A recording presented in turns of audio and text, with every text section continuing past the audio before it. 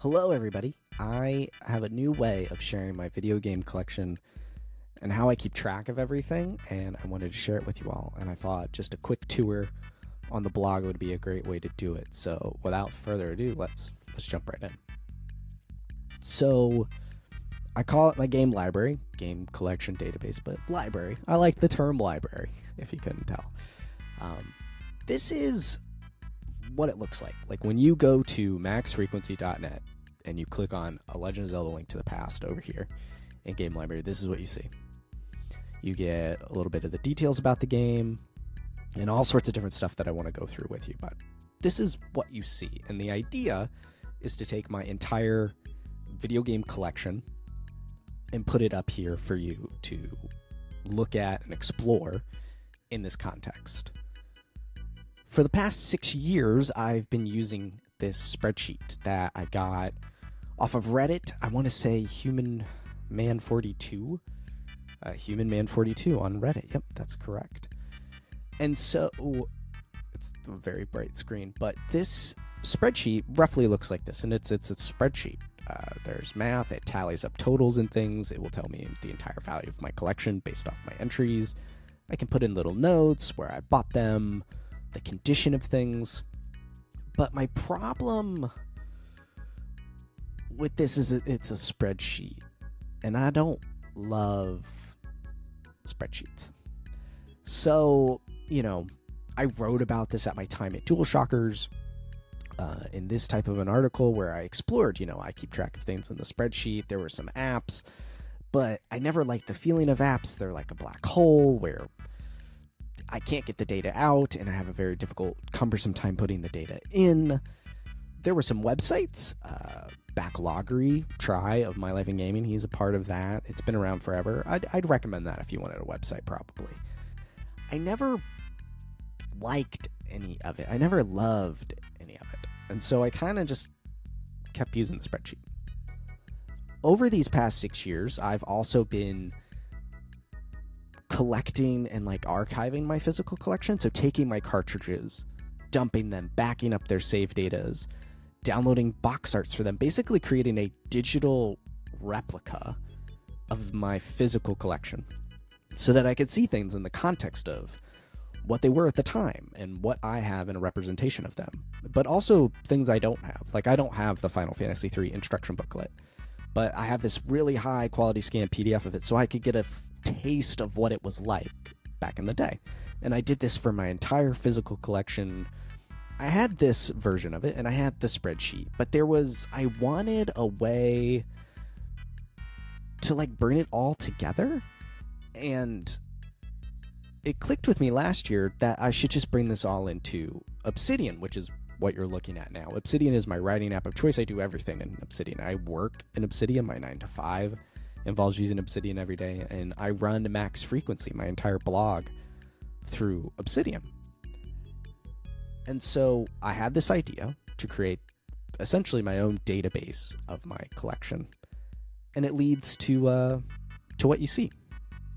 So I wanted to give you a little tour of that and then explain the thinking behind everything as I go through it. So when you go to a game, you'll be greeted by this call out that has the title of the game with this little cute icon and the front of the box, whatever the box was at that time.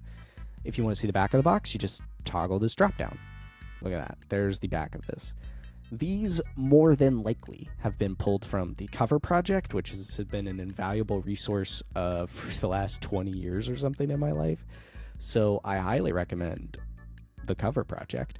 I've pulled them, cropped them, rotated them and such, shrunk them down a little bit and compressed the file size as much as I can because space is limited on Obsidian Publish. But you have the front and the back of each box, and then just some simple game information. Who developed it, who published it, what platform this copy is for, this entry is for, and then when the game was originally released. Below that, you're going to have things like the instruction manual. I try to link to official sources, and if I can't do that, this is from nintendo.co.jp, so this is an officially hosted version of the manual. If I can't get official, I'll go to the Internet Archive. You know what I'm saying? We also have save data. This is a copy of my original save data. Whatever save data I had at the time of the dump, so this would be a complete run through Super Metroid, is there for you to download if you so wish. This was specifically inspired by my Link to the Past save data, which if we scroll down in the story here, the names on the files were Gramps and Farter, and I felt that those had to be archived in some meaningful way. Up next, we have what I would call like the story bits. I write a 3-sentence summary of the game or my understanding of it or like my perception of the game. So this is a very max summary. Gino, that's the thing. I talk about how I acquired the game. Like Super Mario RPG here is one of my great finds. I got it from a guy off Facebook Marketplace in the early days of COVID-19 for just $25. And this was before the remake, so this was a pretty much a steal at the time, along with a Wavebird controller and Yoshi's Story for free. So this is one of the great finds, and I'm able to document that before I forget these type of things.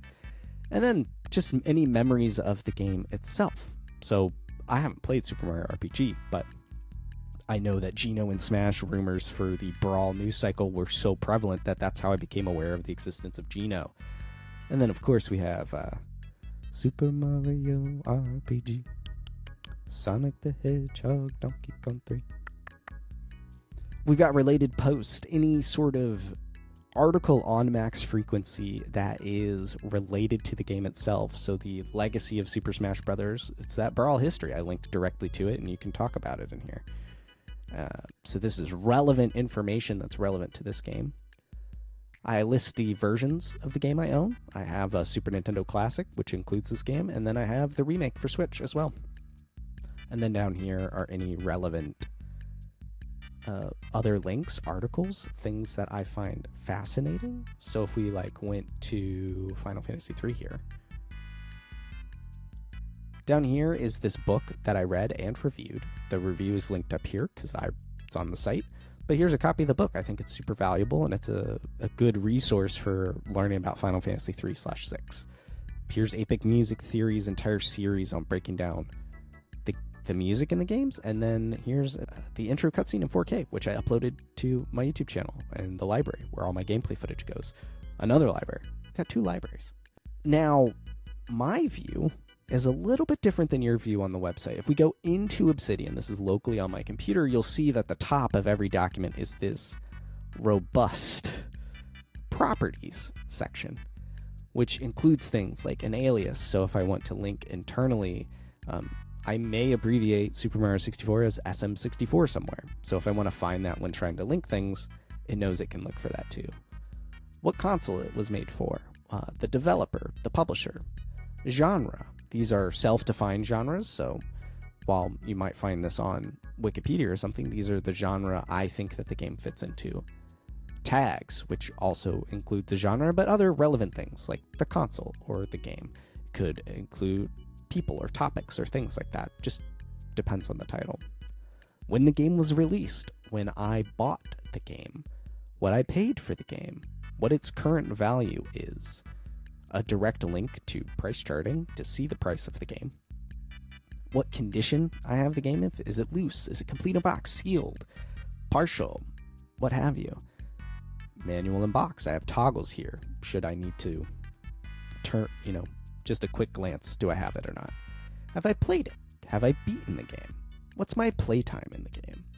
When was this page last updated? And then just the URL slug for the site.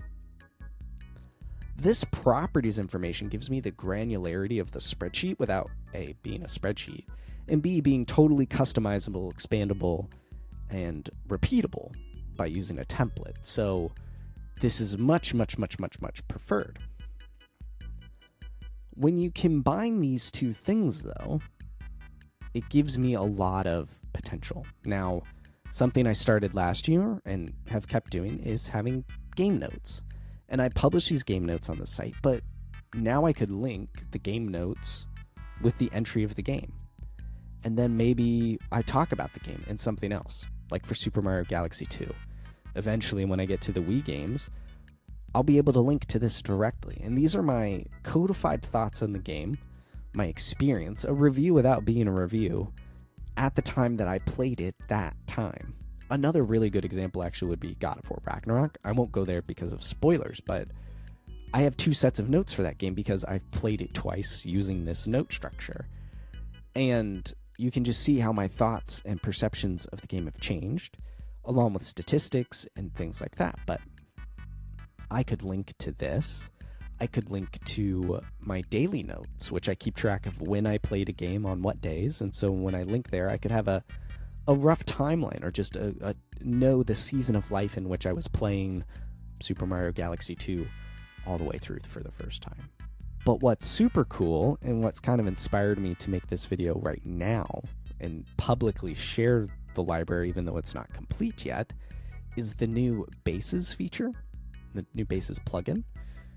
And I know you're looking at this and you're like, oh shit, here we go again. But this uses the properties information that I have given it and pulls it in, and I can organize it. So here's consoles. And these are some game entries that aren't on the site yet. Like, here's all my Super Nintendo games. Here's all the N64 games so far. What was the earliest purchase date that I have locked in here? 2013. What is the most expensive game I own? What's the most expensive thing I purchased? This is filterable based off the information I've put in. What's really cool, though, is on the roadmap for Bases, it's going to support Obsidian Publish, which is how I run Max Frequency the blog. So there's a world where this is on the website and it's public and accessible to you. There will be different views like cards or lists. So this gives me a dynamic way to view that data en masse without having to go game by game. But also I can then drill down specifically into the game. It's basically making my own personal wiki, my own personal collection and library of my physical collection, which you can kind of see a little bit behind me here. And that's the idea, is I want this to be a tool for me in my writing. When did I last play this game? What did I think about this game at this time? What was the experience? Do I remember when I bought it? All these things can come together when I write on the blog or create a new video essay and lead to natural discoveries and connections between games. Like in this research note, they talked about this and that and this. And that can be all internal. But then I can also share it with you publicly. And I could say, turn on the local graph. I'm going to move this. And I can see, oh, well, I wrote about Super Mario 64 TS, but maybe I click here. Oh, and then this links to Returning to Shadow Moses, which was this, replay series of Through Metal Gear Solid that I did back in 2020. And so then you have this natural kind of just, where do you want to go? And I can maybe turn this back on the blog and let you guys discover these things, but I think it's a cool and natural way to explore my collection, not just the games, but the things that I've written about and shared about. And I think that's what's really, really cool. So I hope you guys like this. I think this is really cool. Right now, all that's up on the site is the Super Nintendo games, because that's the only collection I have complete. My plan is to do one game a day internally, and then once an entire system is cataloged, then I will share that on the blog. And so it'll be kind of give me some little bit of pressure, some public-facing pressure to produce things and share things with you guys, but then also keep me honest on internally using this tool. I think this is going to be something super valuable to me and something that's super entertaining and possibly delightful to you. I think it's going to be a unique way to look at someone's collection instead of just a list of things or a spreadsheet. I think this is going to give it some dynamism that I frankly want in my collection and logging efforts. So I hope you guys thought that was cool. If you have any questions, you can leave them down in the comments. And until next time, adios.